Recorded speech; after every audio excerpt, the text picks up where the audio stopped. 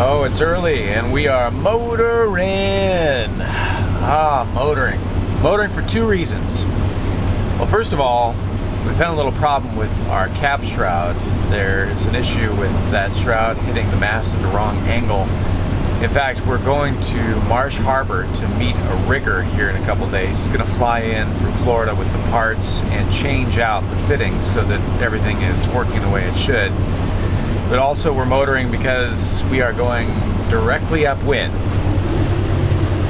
That doesn't mean there won't be any excitement this morning. We are going to use some local knowledge, as they say, to cross behind Whale Key.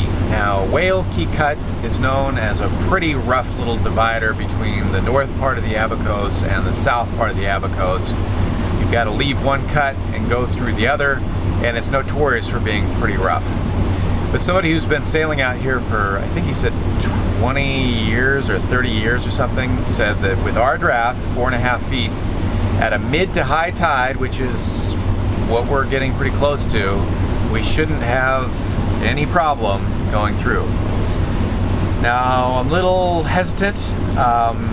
It's a cloudy morning. It's mostly high-level clouds, and there's also some showers moving in from the west.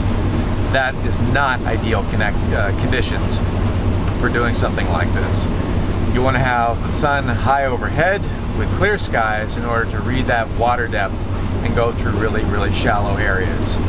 So what we're going to do is we're going to nose on in there slowly, pick our way through. We're going to have Megan up on the bow. She's going to be pointing at the areas for me to turn the boat to, and hopefully we'll find that deeper water channel and get to the other side without getting bounced around or going aground. 6-0, 6-2.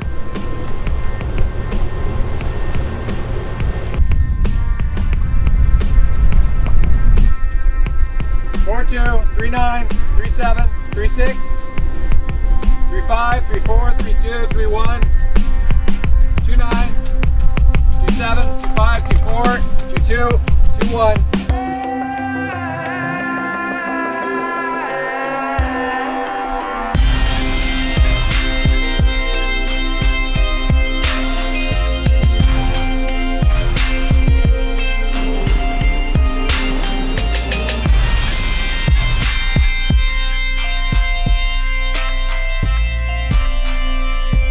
So I removed the call completely and I put in Turkish oboe. Turkish oboe? Turkish morning oboe. So this is one of my passions, is composition. So all the intros that you're going to hear on this show, they're all coming from this. But that means we're going to do a lot of discussing. But that means we're going to do a lot of discussing about which intro we like better. So don't be surprised if the intro changes a lot.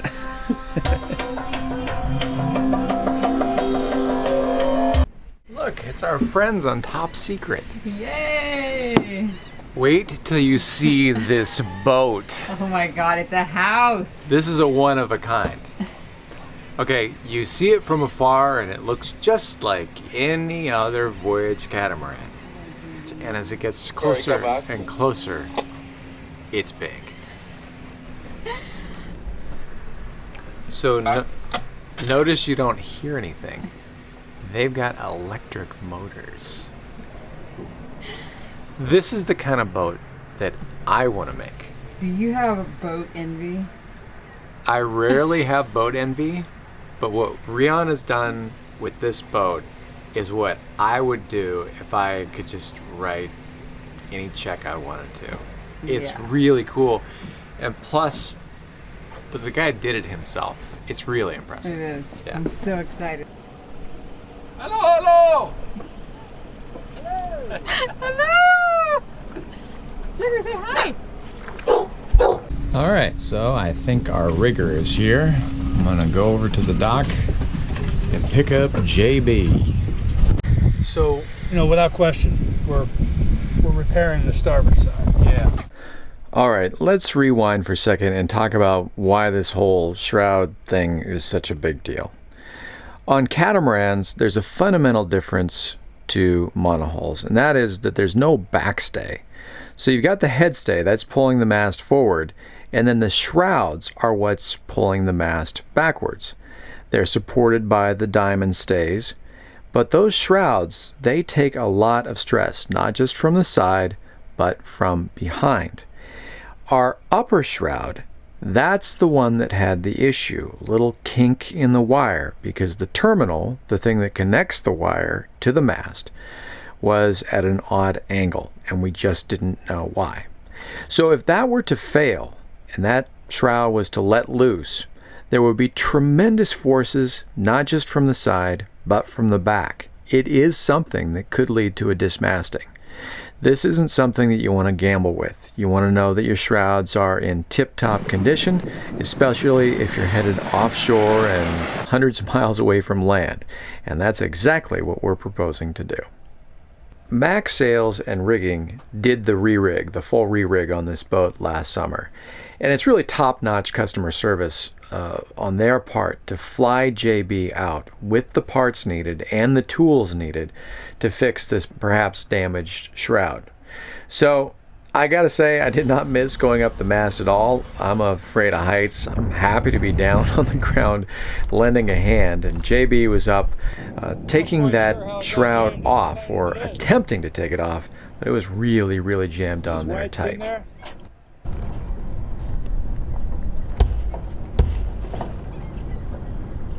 Eventually he was able to kick it loose, and we lowered the shroud back down to the ground to see what was going on. Yeah, well, you can see, if you hold it up, you can see it's bent, right? As you showed in your previous video, the hound, or the eye, I should say, came in contact with the hound. You can see a little mark there, like a witness mark. I'm not sure how that happened, other than maybe a shock load just brought it further around and jammed it in there. If we look, what we would expect to see over, extended cruising or heavy weather, you could crack one of those strands, because it was bent, and carrying more load on the outside than on the inside. So that's really the telltale, is if you have some rust bleeding out of a spot, and it would be right basically at the base of the shroud, and it would be on that outside edge, at the base of the swage, I should say, on the outside edge where it was bent. I'm not really seeing that right now. And we know if we cut it here, we're eliminating the wire that might have been stressed. Yeah. So this will end up being about here. Strap toggle will then bring us up to the right length. And unfortunately, we have to use the 2 strap toggles to get you there, which is why I definitely would recommend another wire. It's like a big, pretty jigsaw puzzle. Absolutely. But she'll be strong, and she'll get you home safe. That's the important thing. And JB's given us the options about how to do this, and what we're going to do is we're going to go back to the States and just have a new shroud made.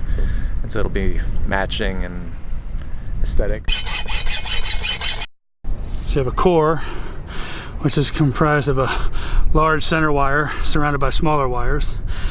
And then you have the outer, which is the diaphragm.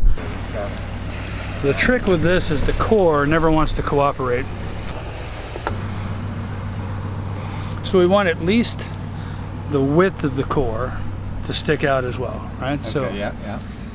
Then we know we've got enough in there to bend the wires over safely. I also want to try to keep it off of that split so that we know it'll compress. I think the more you can prevent, water intrusion, the better off you are. So I guess the key would be, like, you really got to fill it. Like, don't just... Yeah, you want quite a bit in there. It'll make a mess. It's all going to ooze out of the top. In fact, I might even put a little bit more in there.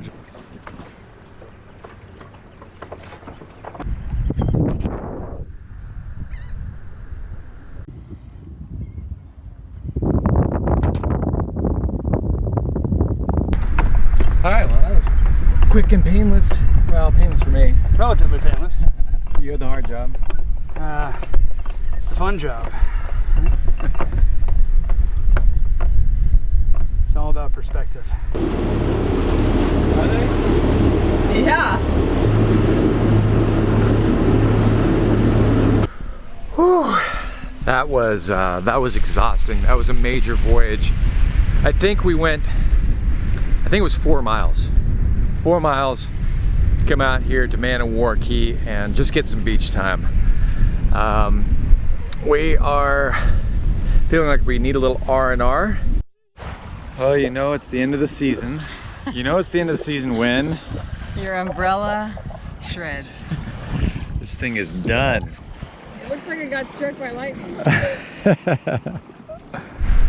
You know, problems with the boat when something goes wrong, something needs fixing, it can feel like kind of a bummer. We didn't really want to go back to Marsh Harbor. But you really just don't know how things are going to turn out.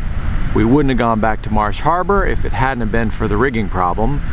And if we hadn't gone to Marsh Harbor, we wouldn't have run into our friends on Top Secret. So you just never know how things are going to turn out. And that's really the key to happiness, I think, when you're cruising, is just settling back and going with the flow as best you can, looking for the best in any situation. Because it's not always going to be sunshine and rainbows. Things are going to break, things are going to go wrong. But if you go with it, you just never know how things are going to turn out.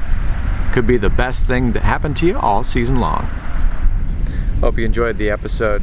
Hey, folks have asked how they can support us, support the show. At this point, we do not do Patreon, we do not do tip jars, we don't do anything like that. But if you did want to support us, we've got I think a really cool method for doing that. And that is through Audible. I've produced several books, several audiobooks as a narrator. I've also written 2 books. And what Amazon and Audible do for us producers is they have what's called a bounty program. So if you follow the links in the description and you click on those links and you end up signing up for an Audible subscription, I get $75 as a producer. That's the bounty that I get.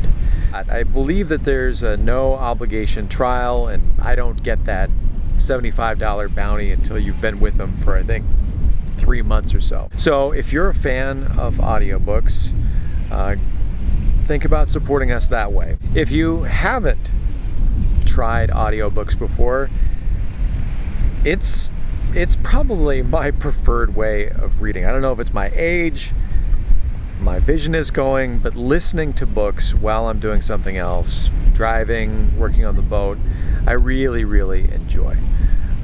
So give it a shot. Anyway, thanks for watching this episode. We've got the boat tour of Top Secret coming up soon, and we'll be doing some passage planning to get ready to go north. And it'll be time to go. All right, take care.